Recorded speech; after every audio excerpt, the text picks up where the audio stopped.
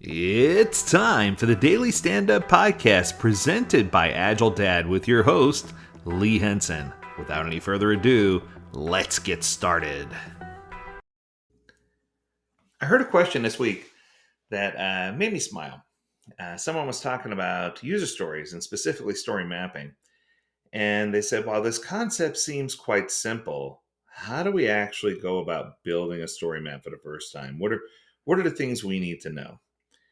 And I think that in order to build an effective story map, you need to create a narrative flow that includes all the user activity and stories. So there are a few steps that you can follow to do this.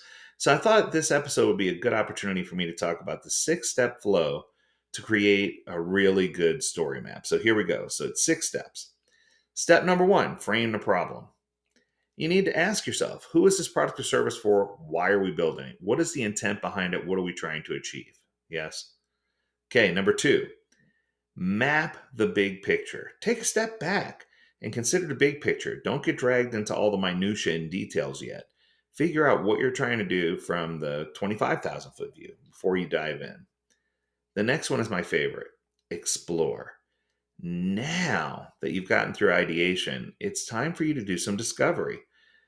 Go deep, figure out how the product's going to be perceived from different users' point of view, and document your findings. Figure out what you can see and what you can't see and how it's all going to work.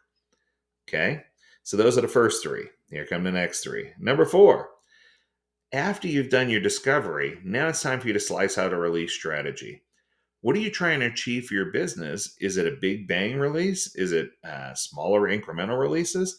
How is it going to be most effectively received by the end consumer and most beneficial for them as far as how they're going to use it and what they're going to do?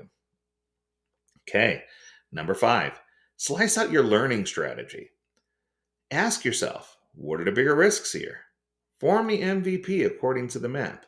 Figure out how you're going to go through a discovery and learning process and how you're going to address risk, how you're going to address change, how change management's going to sit, what type of things you're going to document, how you're going to avoid putting things in a hidden factory. All of these are important questions. And I think that sometimes we often skip this step and jump straight into the last step, which is slicing out a development strategy. So, are there any vulnerable points? If there are places where we need to better understand architecture, infrastructure, whatever the case may be, start from that spot and address whatever issues are outstanding faster. Try to figure out where you need to go.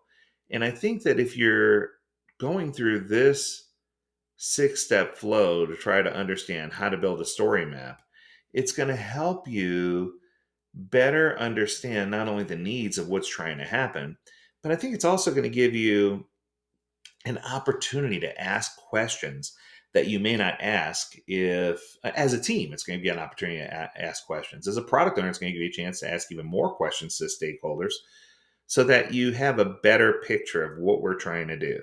All too often, I hear that we lean on subject matter experts or we lean on people. There's always someone who knows everything.